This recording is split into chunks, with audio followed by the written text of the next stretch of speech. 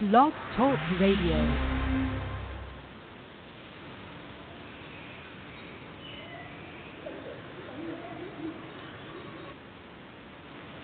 Hello, everyone. Welcome back to Ohio Exopod. I am going to be talking today about our biggest problem on the Earth, the biggest overt problem, which is our overpopulation bomb. The world's population will double and triple very rapidly unless this uncontrolled procreation comes to an end. We have some interesting statistics that come from the Future of Mankind site. Talks about 1993. Every second, 3 humans were born. Every minute, 180 humans. Every hour, 10,000. Every day, 259,000 humans born. Every week, almost 2 million. Every month, almost 8 million. Every year, according to this, 94 million. That was in 1993. 1994, these statistics, I guess we could argue with them or against them. Every second, 6 humans are born. Every minute, 360 humans are born. That's just beyond my wildest imagination. One every hour, 21,000. Every week, 518,000. Every day, 518,000. Every week, 3.6 million. Every month, 15.7 million. Every year, 189,000. So the number of people being born is just staggering. The statistics, who knows what it is in 2017? I do not have any numbers on that. But that's the gigantic overpopulation bomb that's going on. So, as all these people enter the Earth, we have to clear more and more forests. And the forests are very, very important to the weather. They moderate the weather. They do all kinds of amazing things.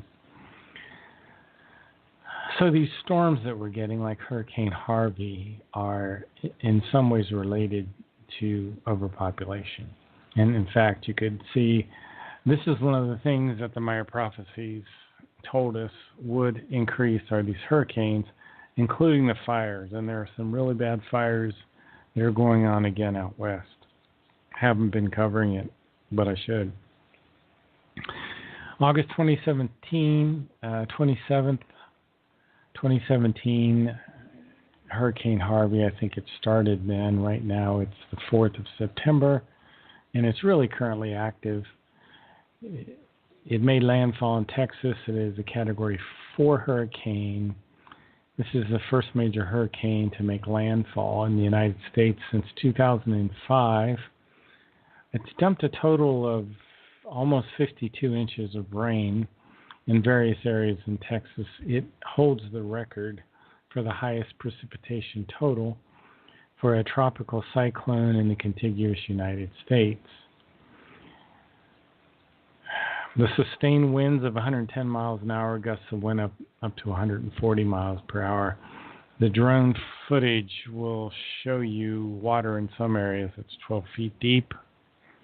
I've heard estimates of $40 billion worth of damage, perhaps more. Because as more and more people enter the earth, we get deforestation and the resulting overpopulation. Deforestation is the clearing of the earth's forests on a massive scale, which results in damage to the land. Forests still cover maybe 30% of the world's land area, but gigantic areas are lost each and every year. So the Earth, one of these creational natural laws that we study, says that the Earth should have about 529 million people on it. We have, who knows at this point, 9 billion, close to 9 billion, I'm thinking. And research indicates that the forests moderate the weather. They promote rain through the turbulence that's created when the wind blows across the surface of the trees. Climates in areas with forests tend to be more stable. From the research I've done, in general, there's a close correspondence between climate and vegetation. The major effect of a blanket of vegetation is to moderate daily climatic changes, such as changes in temperature, humidity, and wind. How do the forests promote warmth? Well, they don't reflect back nearly as much heat and light as do snow and ice surfaces. So the low albedo of forests means that they absorb the incoming solar radiation, which can make the ground and the air warmer. So that's one way the forest can help. When it starts to become cold in the winter, these forests tend to hold in heat, and that energy that's transferred from forests to the surrounding air is sometimes called sensible heat, and involves a change of this temperature. So in deforested areas, there's a higher albedo, so this heat is reflected back. And the destruction of forests causes extremes in the weather. So if you have deforestation, there'll be a patchy landscape of fragmented forest. And these fragmented forest areas are prone to danger, prone to fire, to damage by wind, and they tend to result in a harsher climate. Another thing that forests do long term is they uptake the CO2 out of the atmosphere, which can result in a net cooling. So it's this very complicated. In some ways they make it cooler, in some ways they make it hotter. So I think overall they tend to stabilize our climate, forests do. So as we grow our population larger and larger and larger, we tend to clear the forests, and then you're going to have these increasing hurricanes, increasing storms, increasing fires.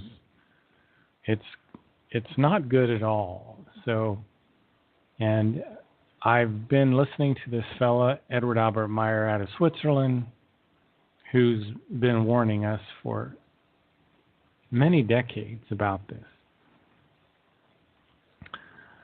According to the Meyer information, the spirit form of Edward Albert Meyer is on a mission here on the earth as what's called the universal prophet. And each universe brings forth a universal prophet who is repeatedly having material lifetimes in order to help speed up the evolution on the earth. And the evolution that we're talking about is the conscious evolution of human beings, the evolution of our consciousness. So the Nocadamian spirit form has made it through all the levels of evolution. There are 7 steps that human beings go through: primitive life, rational life, intelligent life, real life, life in creational wisdom, and also the 6th stage is kind of a half spiritual, half physical stage. And then we spend many billions of years, or let's just say billions of years, I'll just leave it at that, in these spiritual planes that begin with the first level called Arahata Athrasata. So this spirit form has had lives on other worlds.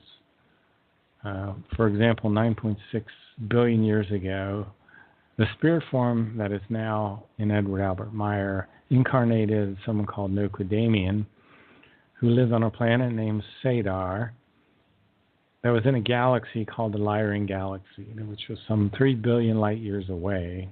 And this, I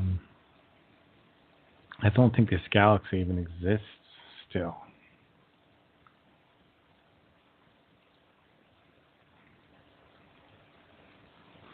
So here on the Earth, we're slowly forming what's called a collective subconsciousness.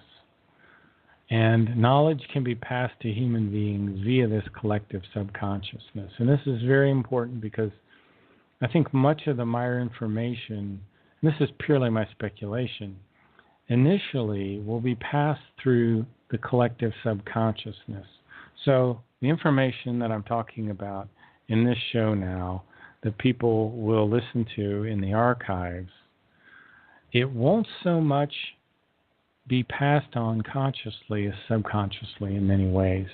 But the people that are interested in this, the people that are now learning this stuff, will have a great impact on the humans around them through their thinking, through the power of their thoughts, through their neutral positive perspectives. Now, all these contacts with these extraterrestrials that Billy has had, contacts with Sunyase, Ptah, Quetzal, Thoth, these are people that are in the Hanok-Nokodamian line, the same lineage. And this line of Hanok is mentioned in some of the earlier contacts with Thoth.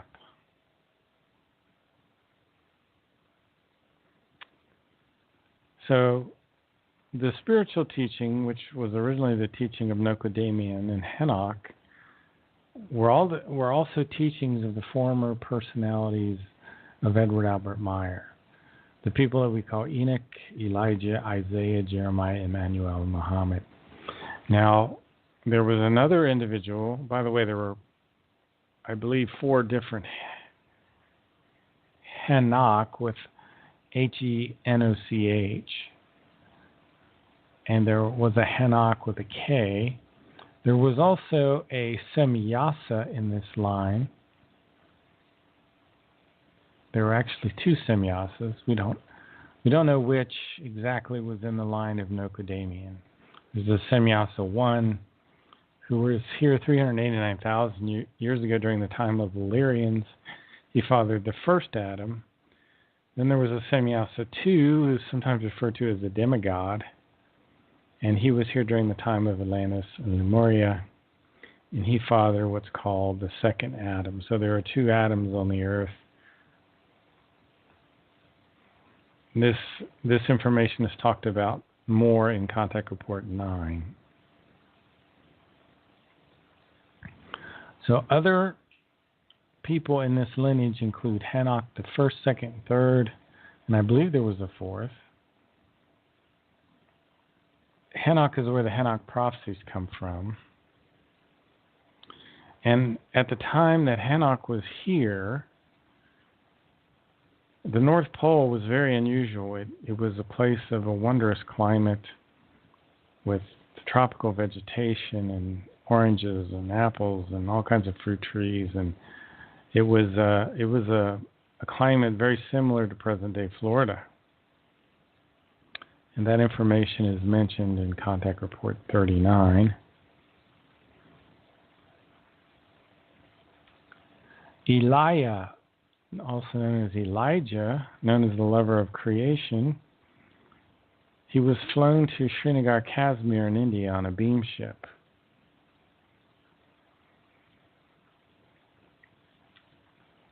It was interesting that Elijah wrote about Billy. As the coming prophet, he said, he will be a seeing and a knowing one, a mediator, whose hand writes down the words of those who will come from the stars. And he will be the third one to follow me. And he will be the continuation of the living again of those prophets who were before me.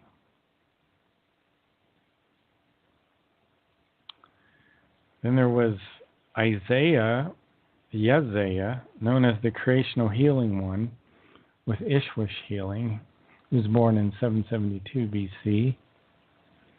And then the person we call Jeremiah, also known as the one raised by the gods. Socrates and Aristotle were all in this same line.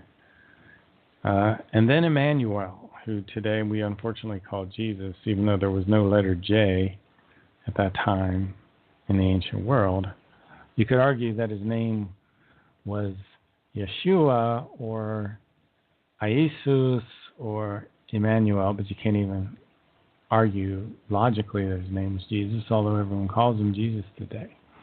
Then after Emmanuel came Muhammad, whose teachings have been very distorted, and the history around him has also been distorted. He was a prophet very much like Emmanuel and Isaiah and the others before him. Galileo Galilei, born in 1564, was an astronomer, a physicist, an engineer, a mathematician, also a member of this Nokodamian line, and another former personality of Edward Albert Meyer. Also, Wolfgang Amadeus Mozart was a former personality of Edward Albert Meyer. Mendelssohn, the widely known as Felix Mendelssohn, a German composer, a previous personality of Edward Albert Meyer. The person called Rasputin, a Russian peasant, a mystical faith healer, was another former personality of Edward Albert Meyer. So we here on Earth are building a we form in the material subconsciousness, a kind of spiritual connectedness. And we here are our we form. We are connected with one another through thoughts and feelings, as well as through the subconscious. And as you nourish and cherish negative or positive thoughts and feelings, so they will strengthen themselves once they are called forth. And these thoughts, hopefully they'll be neutral positive, because they can strike other human beings, through which they will awake something resting in them that they can bring to effect. So your thoughts and feelings, at least for those who are influenced through your mental and feeling-based impulsations, have an effect on other people.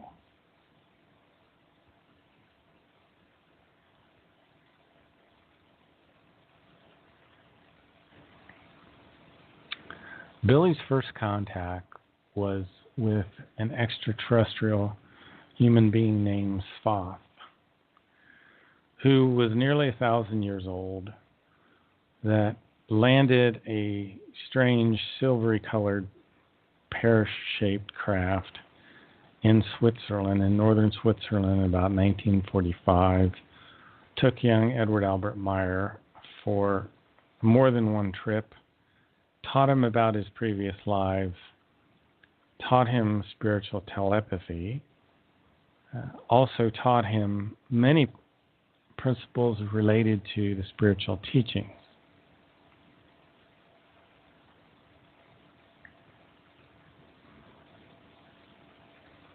One thing that the spiritual teachings talks about is true love as compared to artificial love. True love is effective love. It's a love that's based on you understanding your connection to all things. It's very stable. It's based on reverence. But false love tortures the human being. It's inherent. It has demands.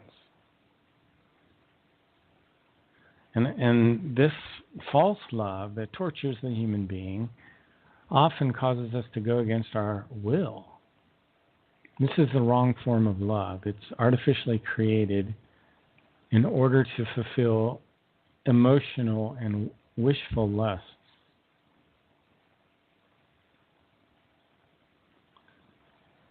So we'd be better to cover the nakedness of our greed and search for true love. True love is a concentrated form of fine spiritual perception. It's not located in the power of a God, but it is located in the consciousness of a human being who learns this fine spiritual perception. It's never fickle. It's absolutely indestructible. This is true love. Artificial love is always directed according to the emotional needs of the human being and his libido. Another important concept taught in the book The Way to Live is the fulfillment of your duty to yourself. Always care for the health of your body, for your psyche. You need to challenge your body with exercise. One way to fulfill your duty to yourself is not to devote yourself to your passions. Do not run after your lusts or your vices and your addictions. As it says here, it says, the person who devotes himself to his passion finally runs through the smoldering desert, dying of thirst. If you do not fulfill your duty to yourself, you can even have suicidal thoughts. You should give yourself sufficient respect. Don't do hidden things that you might feel ashamed about later. Try to always speak the truth openly and unvarnished.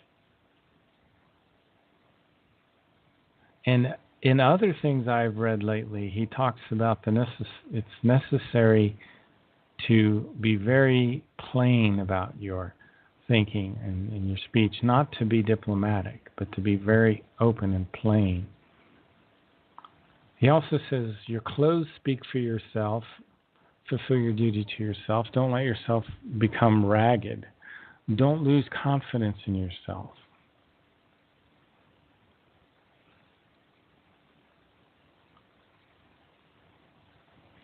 If you want to live in fulfillment to your duty to yourself and the fulfillment of your own duty, then never let yourself be controlled by any desires. Also, you must never allow yourself to be controlled by the desire which often motivates you to play the shining lead role. Another thing to watch out for is boredom, which is the death of all initiative. You need to be a good and pleasant companion for yourself.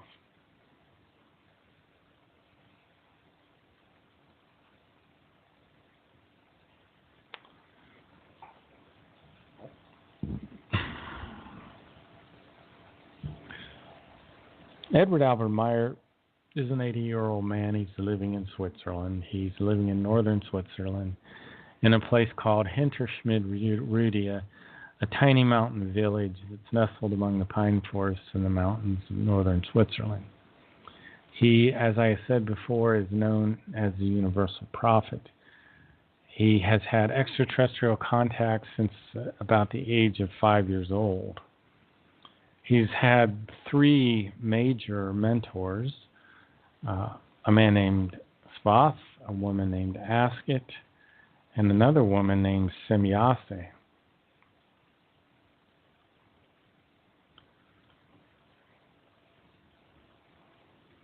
Svath was an extraterrestrial human from a world called Era, a world very much similar to Earth, but inhabited by a group of people who are at the 5th stage of evolution. They have overcome war. They've not had war in 20,000 years.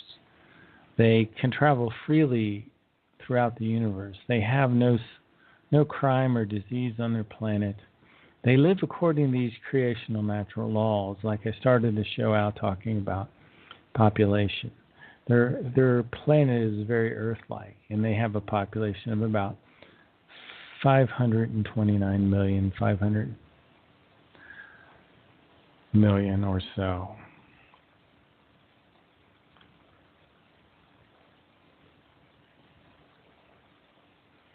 It would do us all well to start living by these creational natural laws.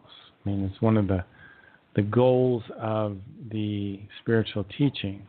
And I talked about love. Love is the highest form of love. I'm not talking about artificial love. I'm talking about love that radiates from creation. Love is the highest principle in all creation, and through it, everything exists in absolute logic. If you open yourself up to the love of creation and allow it to flow into you, you will feel a thankful gratitude and a joy. And Billy, as a young boy, would start to sense the love of creation. He would look up at a beautiful starry sky at night and see the light which the stars emitted, but he would talk about an invisible light, which he called the love of creation. And he also describes how nature, in its indescribable splendor, is the visible expression of the love of creation. And that every tiny plant and every tiny animal fulfills its purpose in love. And love will forever be the purpose for our existence. And Semyase would tell Billy, love and wisdom go together, and the creation and its laws are love and wisdom at the same time. Creation is not a father, it's not a God. It is the universal consciousness. It is the driving force behind the evolution of our universe. It's neither good nor evil. But it does radiate love, but yet at the same time it has no personality. And the German has a term that the English does not have for this. The term is a Wesenheit. What that term refers to is that as the universal consciousness, the creation evolves, it evolves according to a schedule, not its free will. It will continue to expand for roughly 155 trillion years, during that time, it will continue to create human spirit forms. And it creates these human spirit forms in order to help it to evolve, because one day, after all of your material lifetimes and all of your time in a half physical, half spiritual state, and then all of your time in these levels like Arahat, Atharasata, you'll merge back with creation with all of your life experience. And creation will learn from the experiences that you have had. And that's kind of the law of love. So creation freely gives us life, but it does not interfere with our evolution. It will not rescue us. We function under the law of responsibility. The second law, after the law of love, is the law of striving.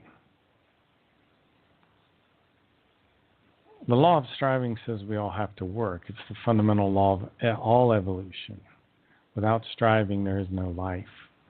Without striving, there is no happiness. And I very often read what happens to people who are not striving properly, who are living for pleasure or just taking things too easy and not advancing.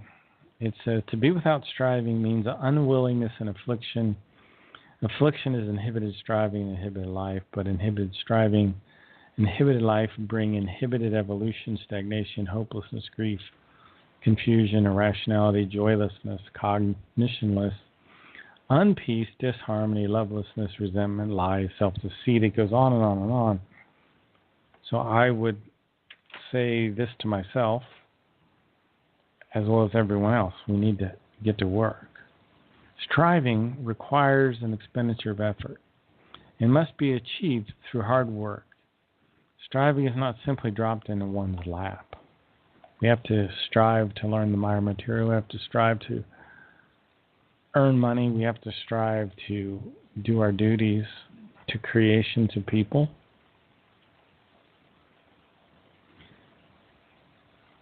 There are multifarious powers which work against the striving. They will manifest differently in your life at different times. And it's a part of natural law that there'll be this opposite pole positioned against the striving. There must always be a plus and a minus, a pro and a con, a negative and a positive. Together, these two poles produce a oneness.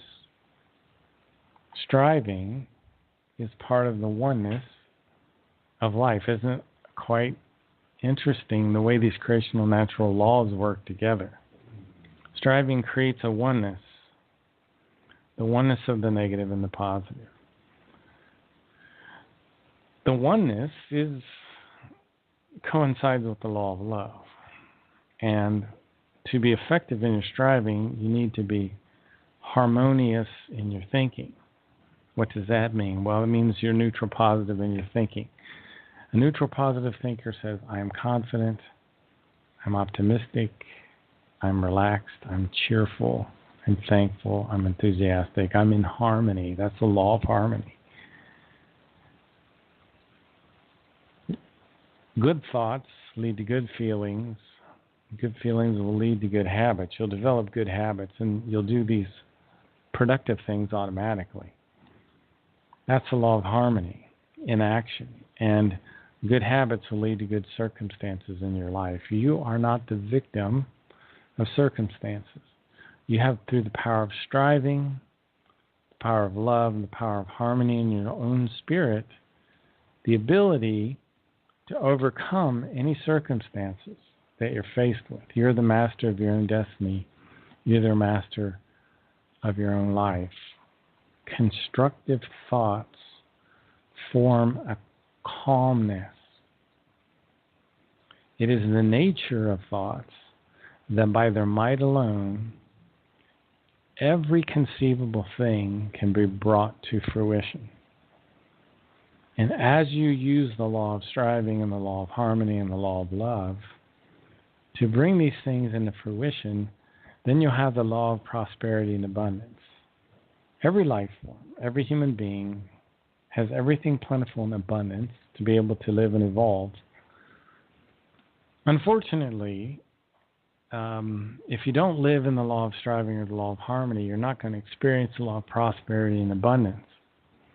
And as we violate the creational natural laws, like laws associated to population, we will interfere with the laws of prosperity and abundance. Just like if you don't think neutral positively, it will screw up your striving. If you don't think neutral positively, it will mess up your love life.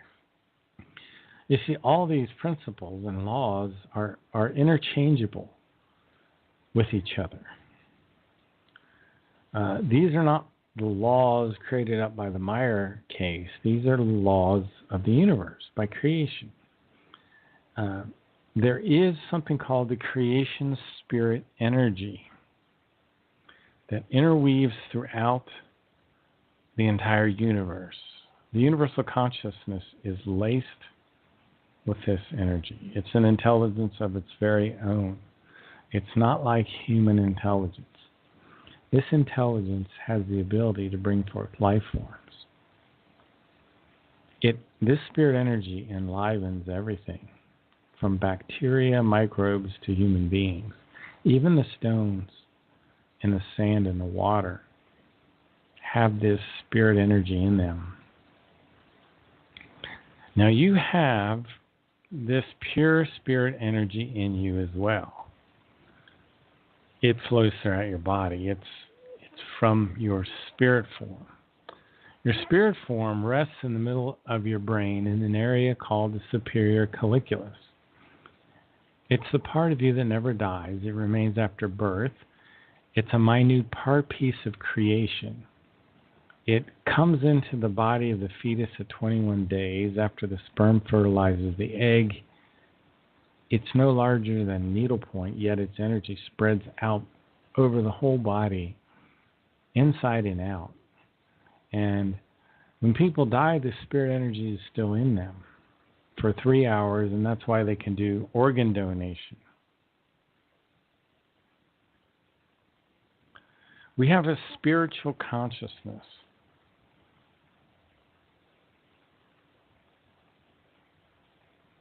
Which is similar in some ways to the electricity that's used to power machines or a light bulb. Now, when the spirit form comes into the human body the first time, its first incarnation, it's completely unknowing, it doesn't know anything. According to the book The Psyche, most human spirit forms here on the earth are 4 million years old. That means you've been reincarnating on the earth for 4 million years. This is an incredibly long time.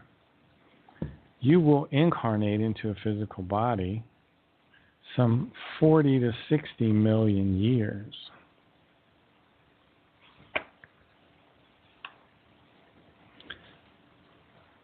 Right thinking is very important because what the human being thinks radiates beyond his own aura and also influences the environment, such as people, animals, plants.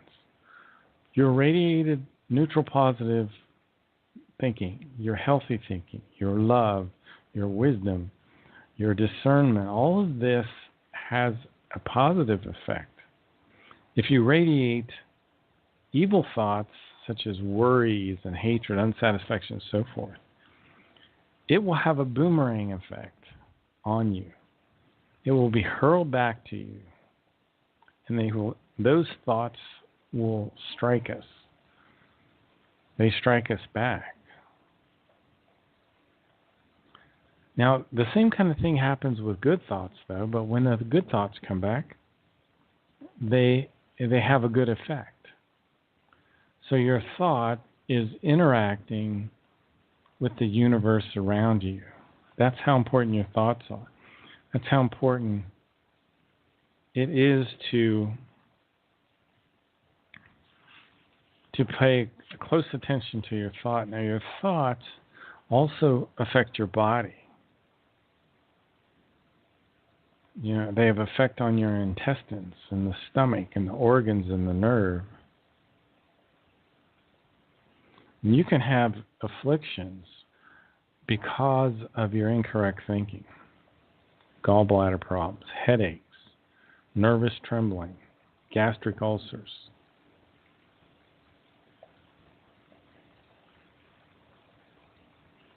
Your thoughts can turn your life into hell.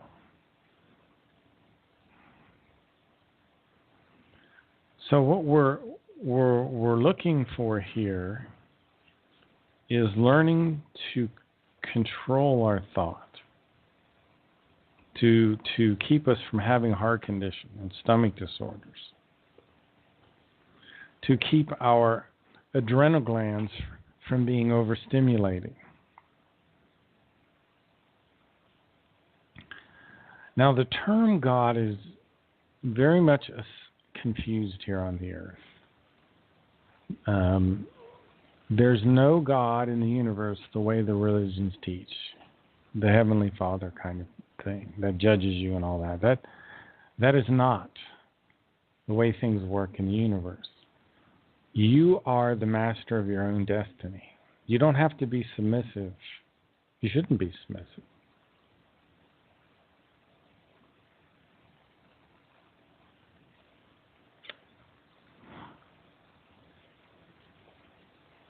In some sense, you are God. You must heal your own thinking. You are responsible for yourself. Your thinking can make you ill, destroy, and annihilate. Your thinking can drive you to suicide.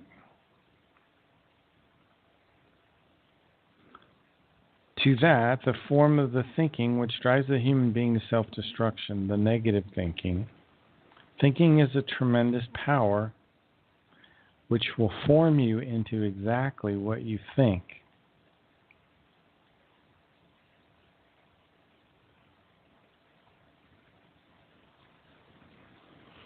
The word God comes from an age-old foreign language and has nothing to do with the creation. The word God, from time immemorial, referred to people, human beings, that had great spiritual and consciousness-based powers and abilities resulting from them. They were able to master and accomplish things which remained denied to kings and emperors. These extraterrestrials were here on the earth in the ancient past. Because of their abilities, these human beings were consistently named gods or goddesses, because they stood above the emperors and the kings here on earth. Those named gods were asked for advice by these and by the people alike, and were revered as human beings with tremendous knowledge and spiritual as well as consciousness-based ability.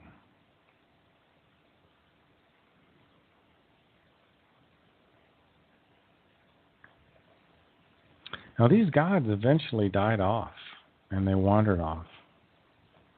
But they remained in the memory of humanity as a whole.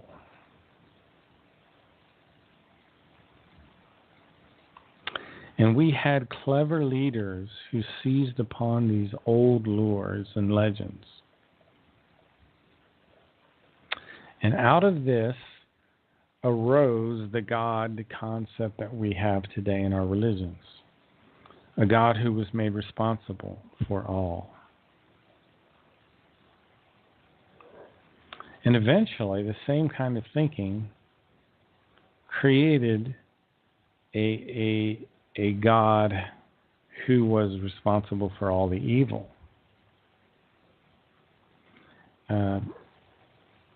In the old Celtic times, in ancient times, the Celts revealed a Superman who was one of these gods. He was a god of the hunt.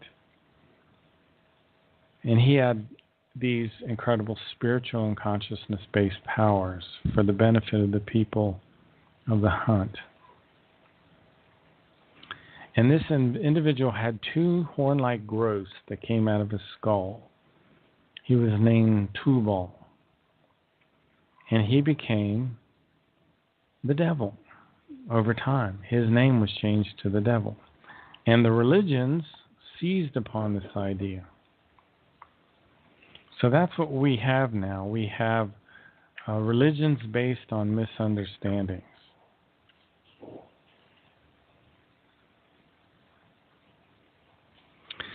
Now, the power of your thinking doesn't really come from the human being himself or herself.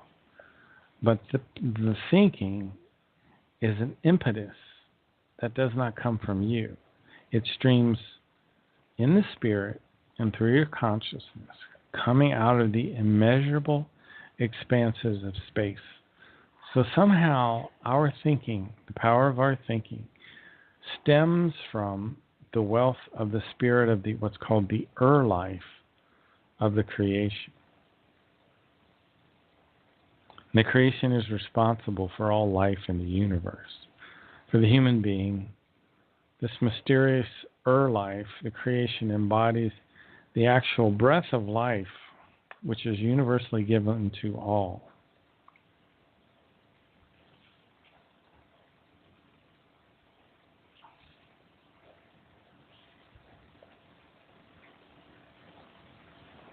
So, I've read just a few passages here and there from the book called The Psyche, which is an extremely important book that I recommend that you get. It will help you in many, many ways. We've also looked at some passages from The Way to Live. I wanted to just read a few words from the might of thoughts. Your thoughts, if they're not steered, if you allow your thoughts to what's called drift on the boat of thoughts, then these thoughts can become very dangerous.